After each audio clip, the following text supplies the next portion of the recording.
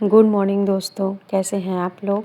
और उम्मीद है आप सभी अच्छे होंगे, स्वस्थ होंगे और अपनी पढ़ाई भी अच्छे से कर रहे होंगे। अभी सुबह के 4 बज रहे हैं और मैं उठ गई हूँ अपनी पढ़ाई करने के लिए। और जैसा कि आपको मैंने बताया ही था पिछली वीडियो में कि मैंने एग्ज़ाम तो दिया, पेपर भी ठीक ठाक हुआ ही है, लेकिन मेरिट पे डिपेंड करता है कि मेरा प्रीलिम्स क्लियर होगा या नहीं।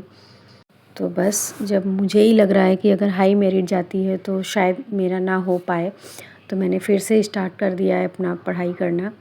मेरे पास एक कमेंट आया था कि 2027 के लिए क्या स्ट्रेटजी होनी चाहिए और उन्हें यूपीपीसीएस की तैयारी करनी है तो कैसे स्टार्ट करें।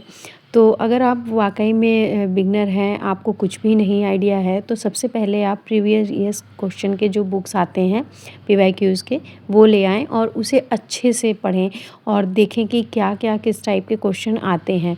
और सिलेबस ले लें। सिलेबस को सबसे पहले पढ़ना है। हालांकि सिलेबस भी आपको क्लियरली नहीं समझ आएगा तब तक जब तक कि आप प्रीवियस ईयर क्वेश्चन को नहीं अच्छे से देखते हैं। तो सबसे पहले आप प्रीवियस ईयर क्वेश्चन को अच्छे से देखें और देन फिर सिलेबस को अच्छे से देखें कि क्या क्या आता है, किस किस सब्जेक्ट से आता है। तो आपको अच्छे से समझ आएगा कि हाँ कौन कौन से सब्जेक्ट आते हैं, क्योंकि जो पीवाईक्यूज़ होते हैं ना उनमें सब्जेक्ट वाइज दे रखते हैं कि हाँ इस सब्जेक्ट से इतने क्वेश्चंस, इस सब्जेक्ट से इतने क्वेश्चंस। और ये भी आइडिया हो जाता है कि किस टाइप के क्वेश्चन आते हैं, किस किस टॉपिक से क्वेश्चन आते हैं। तो वो सारी चीज़ें जो है ना वो आपको क्लियर हो जाएंगी। तो सबसे पहले आपको सारी बुक्स नहीं लेनी है। और अगर आप ऑनलाइन कोचिंग करना चाहती हैं तो देखिए, मैंने तो ऑनलाइन कोचिंग कोई भी नहीं ली थी। मैंने सिर्फ क्विक रिवीजन का दृष्टि का लिया था कोर्स, बाकी और कोई कोचिंग मैंने नहीं ली। मैं सेल्फ़ स्टडी से ही पढ़ाई करती हूँ, क्योंकि मैं एक गवर्नमेंट टीचर हूँ और घर के भी काम मुझे करने होते हैं। तो मुझे इतना टाइम नहीं मिल पाता कि मैं कोचिंग भी करूँ और सेल्फ़ स्टडी के लिए भी टाइम निकाल पाऊँ। पर हाँ, आपके पास अगर टाइम है तो आप आराम से कोई कोचिंग ले सकती हैं। और कौन सी कोचिंग अच्छी है कौन सी नहीं, ये आपको ऑनलाइन देख के ही पता चल जाएगा, या फिर और कोई हो आपके नॉलेज में जो इनकी तैयारी कर रहा हो तो वो आपको बता सकता है। और जब मैंने कोचिंग ली ही नहीं है तो कैसे बता सकते हैं कि आप कौन सी कोचिंग लें या ना लें। ऑनलाइन बहुत सारी कोचिंग है, आप उन्हें देख सकते हैं। बाकी मैंने जो स्ट्रेटजी फ़ॉलो की है वो मैं आपको ज़रूर शेयर कर सकती हूँ। और आप सबसे पहले पीवाईक्यूज़ अच्छे से देखें, उसके बाद फिर एनसीईआरटी से स्टार्ट करें। एनसीईआरटी में आप हिस्ट्री के 6 to 12 पढ़ते हैं लोग, लेकिन जैसे आप आर्ट्स से होते हैं तो आपको काफ़ी कुछ पहले से नॉलेज होती है इन चीज़ों की, चाहे वो हिस्ट्री हो, ज्योग्राफी हो। अगर आपका साइंस स्ट्रीम है या मैथ्स है तो फिर आपको दिक्कत होगी, तो आप 6 to 12 पढ़ सकते हैं। हिस्ट्री है, ज्योग्राफी है और इकोनॉमिक्स है, पॉलिटी है। तो ये सारे सब्जेक्ट आप एनसीईआरटी के थ्रू कवर कर सकती हैं। और अगर आप एनसीईआरटी से स्टार्ट करती हैं तो काफ़ी बेटर उसका रिज़ल्ट मिलता है। आप सारी चीज़ों को बेसिक से कवर कर पाएंगी और आपको अच्छे से समझ में भी आएगा। लेकिन आप पहले पीवाईक्यूज़ एनालाइज़ करें, उसके बाद ही एनसीईआरटी पे जाएं।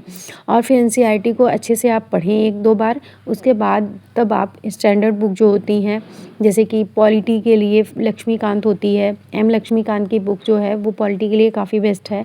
और मैंने ज्योग्राफी के लिए एनसीईआरटी ही नहीं पढ़ी मैंने, क्योंकि मुझे पहले से ही इसमें इंटरेस्ट भी था और मुझे आता था, मेरा सब्जेक्ट रहा है।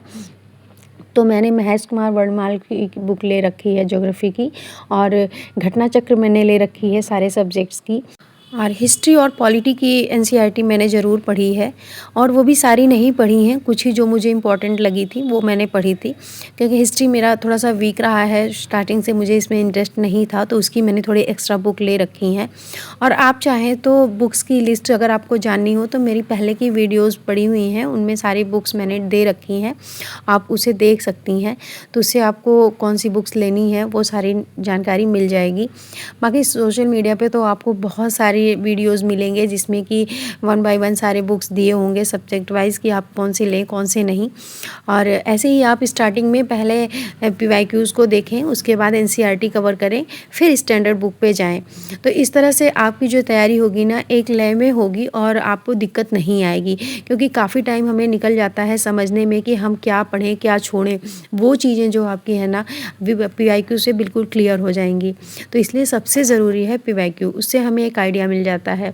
और आप हर सब्जेक्ट का पीवाईक्यू जब देखें ना तो उसका एक नोट बनाएं कि हाँ कौन कौन से टॉपिक से क्वेश्चंस आ रहे हैं, क्योंकि स्टार्टिंग में बहुत दिक्कत होती है कि क्या पढ़ें क्या ना पढ़ें, कुछ समझ नहीं आ रहा है। तो वो क्लियरिटी जो है ना आपको अच्छे से आ जाएगी। जब सारे टॉपिक को आप नोट करते जाएंगे ना, तो उन्हीं से रिलेटेड आप पढ़ते भी जाएंगे और वो सारी चीज़ें आपको क्लियर होती जाएंगी कि हमें क्या पढ़ना है, क्या नहीं पढ़ना है। तो ये सबसे ज़रूरी है कि पीवाईक्यू को आप सिर्फ देखें ही नहीं, बल्कि उन टॉपिक्स को नोट डाउन भी करते जाएं कि हाँ, इन टॉपिक से रिलेटेड क्वेश्चंस आते हैं। और क्वेश्चंस को आजकल तो बहुत घुमा फिरा के दे रहे हैं। आप नया जो अभी 25 का हुआ है प्रीलिम्स, उसके भी क्वेश्चन पेपर को देखेंगे आप, तो उसे भी आपको काफ़ी आइडिया मिल जाएगा।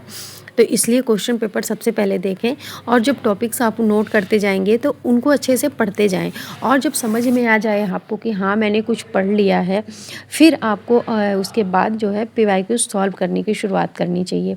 अभी तो फ़िलहाल आप बिगनर हैं तो इतना ही करें, उसके बाद धीरे धीरे आपको खुद ब खुद समझ में आने लगेगा कि हाँ, मुझे अब इसके बाद क्या करना है, इसके बाद क्या करना है।